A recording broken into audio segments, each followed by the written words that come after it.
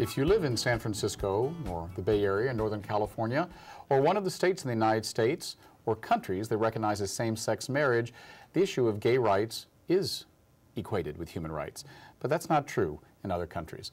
Tonight we're going to speak with Todd Hill, a board member for the International Gay and Lesbian Human Rights Commission. Todd, welcome. Thanks. Now, you're saying that the commission was founded in 1990 here in San Francisco, but is now headquartered in New York. What is the mission of the commission? The mission of we call it IGLHRC, which is not the most easy acronym to roll off your tongue, but IGLHRC's mission is to essentially support grassroots efforts globally to make LGBT rights human rights. Essentially, our tagline is human rights for all. Right. And so what we do is work with grassroots organizations in country in 4 regions: Africa, Latin America and the Caribbean, the Middle East and North Africa, and Asia, to strengthen their ability to document human rights abuses, to strengthen their ability to advocate for changes in the law. Sometimes it used to be keeping bad laws out or changing bad laws like sodomy laws, although we're seeing a lot of progress in the developing world, where we see Uruguay beating everybody to the punch by doing marriage rights in Uruguay. Right. I mean, for instance, my husband is from Spain, and I know he got a big kick out of saying, well, my country got rid of Franco about 20 years ago, and we got same-sex marriage before you guys. Right. So there's some prizes. Yeah, there's some prizes, and I think that's one of the things. When I first, I've tracked the progress of IGLHRC since it was founded here in 1990 by Julie Dorff. I've always been sort of a fan of the organization. I've worked in philanthropy over the years and always sort of encouraged funding of IGLHRC. When I joined the board, I came in thinking, oh, it's really important for us here in San Francisco, in the developed West, to help those poor people out in in the hinterlands who are struggling with such horrible situations. Since joining the board, I've really flipped that story, and what you see is that there's such a continuum of human rights and human equality that that happens globally. We have as much to learn from the Chilean activist who's doing just cutting-edge work on transgender rights, as an activist in Uganda has to learn from us about how to document. Well, I was going to say, I mean, San Francisco has a much vaunted reputation for being an envelope pusher, but sometimes do you think those of us in the LGBT community here in San Francisco just think, oh, well, we know what's right. Why doesn't everyone else just get it? Right, exactly, and I think a little bit of hubris there. A little hubris, and I think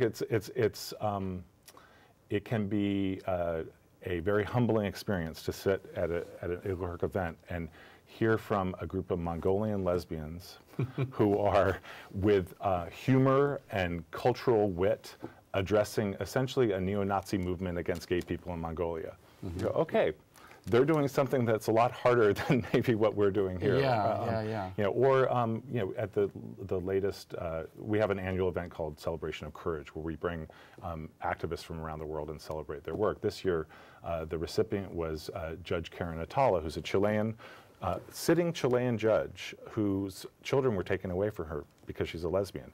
And she worked through various legal means to move her case through the Chilean courts up to the Organization of American States Legal Authority to overturn the decision that the Chilean courts made. That's not something that is trivial for us here in the United States. That's something that creates an international precedent for international intervention on a national issue of LGBT dignity, which is incredible. It's something for us to learn from. How much of an impact does your work have in such institutions as the International Court of Justice in The Hague?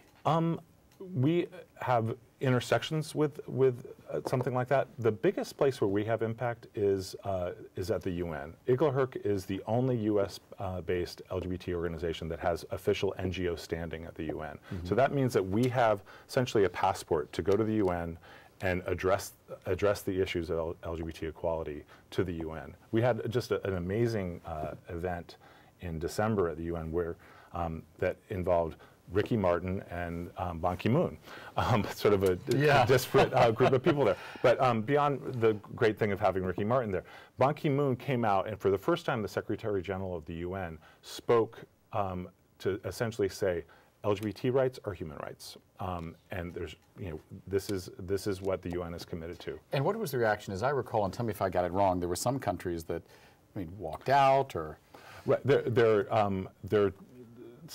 they didn't walk out of that event, but they actually, there was a vote that happened prior to that event to essentially, every 2 years, the UN essentially says, we're going to say this kind of execution is bad. Essentially, executions for bigotry is bad. And it's been a while since sexual orientation was added to the list. This year, gender identity was added to the list. And the same countries that every 2 years try to oppose that, bitterly opposed it once we added gender identity to it and walked out and did everything that. And which countries were they? Mostly Arab and Muslim countries, and some countries in Africa. You know, this is a very general question and hard to answer, I'm sure, but if you had to say the worst country to be openly gay or lesbian at the moment, bisexual, transgender, whatever what have you.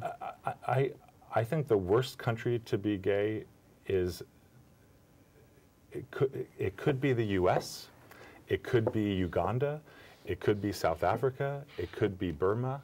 The worst country isn't really based on what the laws of the country are. South Africa has incredible laws, but the society has not caught up with it. Right. So you could look, if you're just looking on the basis of what are their laws, you think, wow, South Africa's a place to go. They have marriage equality, they have LGBT rights, boiled into their constitution. But lesbians are being raped systematically in South Africa. There's other forms of anti-gay violence that happen, consistently. So, what we try to do at Iglehurk is document the stories of people, regardless of whether they're in the worst country or the best country, and elevate them so that we actually have understanding of what people's experiences are as they're experiencing human rights abuses or as they're experiencing triumphs. And those triumphs can happen in the most surprising places. Right.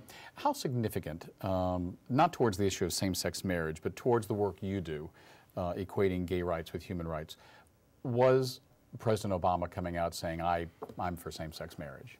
I think that was a decision that had global implications. It wasn't just a series of kind of cool European countries that were coming out in support of marriage equality. It wasn't the socialist president of France saying. Yes, or Scandinavia. Right, better example. It was President Obama, an African American president, coming out in favor of marriage equality.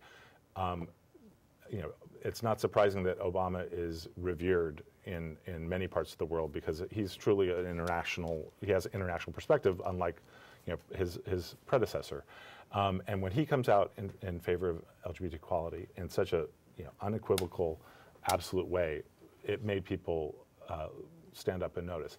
And it wasn't just a policy statement it wasn't just a press opportunity.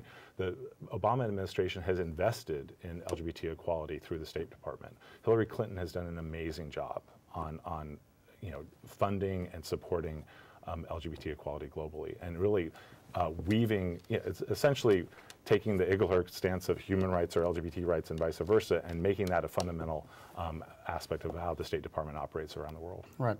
In our last few moments, tell us what you think is going to be the next big hot spot on the world for an issue, something that's coming up that you see your work really having an impact on. I mean, we have a small number of countries that we focus on. We focus on those countries because we see that there's either a critical need or a critical opportunity. And an area that we're particularly interested right now is the Caribbean Basin. The Caribbean Basin has a horrible legacy of colonial laws, of sodomy laws and other things. And we're focusing on that. So even now in 2012, we're dealing with that. Absolutely, absolutely. Thank you. We've been speaking with Todd Hill of the International Lesbian and Gay Human Rights Commission. I'm David Perry. Thanks for watching. We'll see you next week on 10%.